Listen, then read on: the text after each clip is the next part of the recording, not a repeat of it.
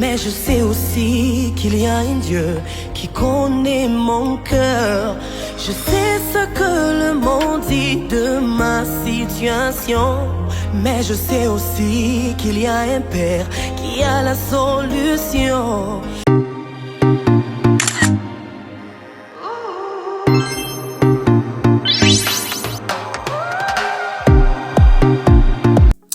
Bonjour, bienvenue sur ma chaîne YouTube Régner pour gagner. Mon nom est Sonia. Bienvenue sur cette chaîne à connotation chrétienne. Alors que vous soyez chrétien ou pas, le but de cette chaîne, c'est justement de pouvoir vous édifier afin que vous aussi un jour, vous puissiez bénéficier d'une relation personnelle avec Jésus parce que Jésus vous aime et bien entendu, il aimerait faire partie de votre vie. Alors comme vous avez pu le lire aujourd'hui, le sujet du jour, c'est les pharisiens de nos églises. Alors, j'ai fait quelques recherches éventuellement à l'époque de Jésus et justement, à l'époque, il y avait une réforme de groupe de chefs religieux qui s'appelait les pharisiens. Et les pharisiens, en fait, étaient un groupe qui se consacrait à la loi de Moïse à 100%.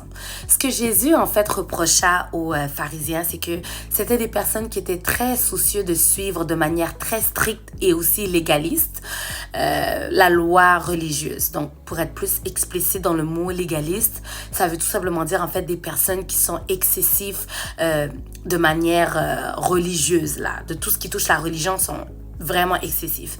Et en fait, les pharisiens, ils étaient comme ça. Jésus, non seulement les reprocha de ça, mais les traitait aussi d'hypocrites parce que les pharisiens, en fait, c'était des personnes qui aimaient accuser les autres pour des péchés mineurs alors que eux-mêmes, ils étaient exposés à des péchés majeurs.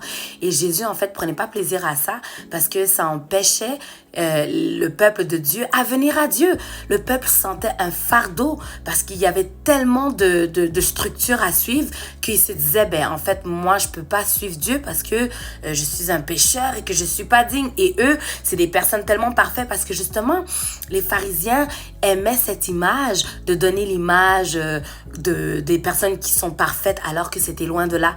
Et aussi, les pharisiens, c'était des personnes qui aimaient beaucoup la richesse.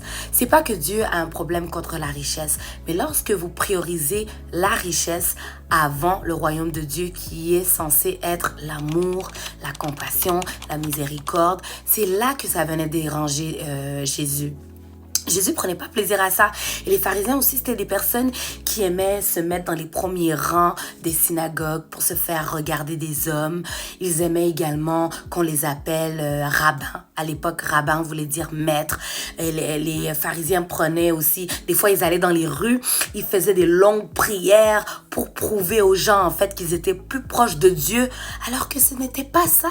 Si on fait référence éventuellement au verset de Matthieu 23, 13 et 14, Jésus en fait les maudissait. Jésus disait, malheur à vous, vous êtes hypocrites. Il dit qu'à cause de vous, vous empêchez mon peuple de venir à Dieu, alors que vous-même, vous n'y entrez pas. Et aussi, il accusait les pharisiens de dévorer les maisons des veuves et que, en fait, c'était vraiment des hypocrites.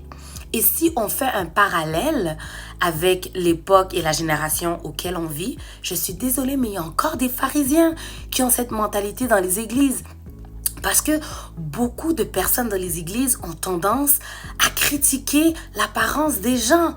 Lorsqu'il y a une nouvelle personne qui vient à Christ, si cette personne n'est pas habillée ou considérée selon l'Église, ben en fait, elle aura des regards ou même à la limite même des fois des critiques. Je veux dire, si quelqu'un vient avec des tatous, ou si quelqu'un vient avec des cheveux bleus, ou si quelqu'un vient avec une jupe courte, les gens vont tout de suite la condamner. Si ce n'est pas par les dires, ça va être dans leur cœur. Et ça, ce n'est pas bien. Parce que Dieu ne nous a pas appelés à condamner les âmes, mais à les laisser venir telles qu'elles sont. Écoutez, aussi il y a dans le verset de Marc 2,17, Dieu a dit qu'il n'était pas venu pour les malades. Il est venu pour les malades, pardon. Dieu est venu pour les malades. Il n'est pas venu justement pour ceux qui étaient parfaits. Il est venu pour les pécheurs. Entre autres, il est venu pour les gays, les prostituées, les débauchés, les voleurs, les assassins. Toutes les pires du monde. les pécheurs, en gros. Dieu est venu pour ça. Et nous, en tant qu'enfants de Dieu, nous sommes censés représenter la lumière. Ça veut dire laisser les gens venir telles qu'elles sont. Par la suite, c'est Dieu qui change les cœurs. Si je fais l'appui, entre autres sur Ézéchiel 36, 26, Dieu dit ici, je vous donnerai un nouveau cœur. Je vous donnerai un cœur nouveau. C'est Dieu qui transforme les cœurs. C'est pas à nous de commencer à condamner les gens parce que c'est pour ça que lorsqu'on commence déjà comme ça, on empêche les âmes de Dieu à venir. Et automatiquement, les gens ne veulent même pas venir à l'église parce qu'ils se disent « Oh non, si je vais à l'église, on va me juger. » Parce que justement, on a vraiment gardé cette réputation-là de condamnateur. On n'est pas des condamnateurs. On n'est pas là pour condamner les gens. Il faut qu'on arrête d'agir comme ça. Et juste pour vous dire à quel point que Jésus, en fait, ne prenait pas plaisir à ça, il insiste dans Matthieu 23 et 28 auprès des pharisiens. Il dit comme ça, « Vous-même, vous paraissez juste aux yeux des hommes, mais au-dedans, vous êtes plein d'hypocrisie et d'iniquité. C'est-à-dire que vous êtes plein de péchés, mais en dehors, vous paraissez beau et vous paraissez bien, alors que ce n'est pas le cas. » Et justement, c'est juste pour vous dire en fait que Dieu ne regarde pas à l'apparence. Peut-être que tu vois quelqu'un qui a l'air bizarre, mais Dieu va peut-être utiliser cette personne pour faire des grandes choses. Tu ne connais pas le cœur de cette personne. J'insiste encore sur ce que Dieu disait justement aussi dans un autre verset. Ça dit ici dans 1 Samuel 16, 7.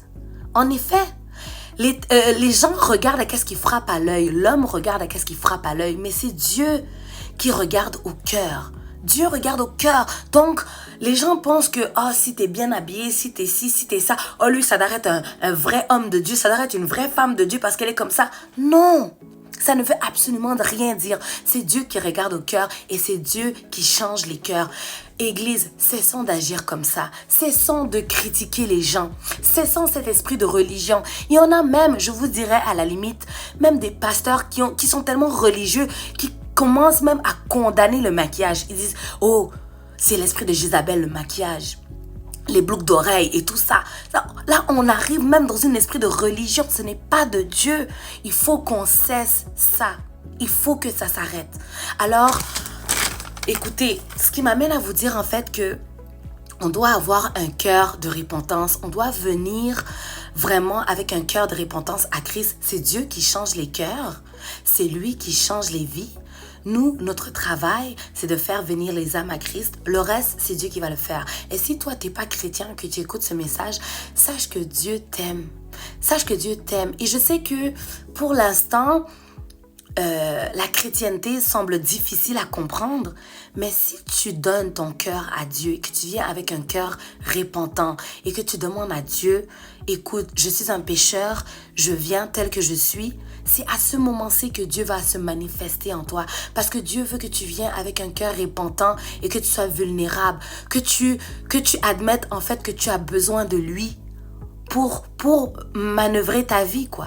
Et lorsque tu agis comme ça, c'est là que Dieu va se manifester en toi et va commencer à faire le travail et le changement en toi. Donc, je vous invite à donner votre vie à Christ. Et peuple de Dieu bien-aimé, vous qui êtes déjà chrétiens, en tant que chrétiens, nous ne sommes pas ici pour condamner les autres. Nous ne sommes pas des enfants de Satan. Parce que les enfants de Satan condamnent, disqualifient. Nous, on a l'esprit de Christ. On a le Saint-Esprit. Le Saint-Esprit, on est censé avoir les fruits, ce qui veut dire la miséricorde, la patience, la douceur. On doit accepter les gens tels qu'ils sont. Pour ce qui est de la suite, c'est Dieu qui change les cœurs. Voilà, c'était vraiment mon message d'aujourd'hui. J'espère que ça vous a édifié. Et puis, je vous inviterai à liker, à partager. Et puis, on se voit à la prochaine épisode. Sur ça, je vous souhaite de passer une excellente journée. N'oubliez pas de vous abonner. Salut!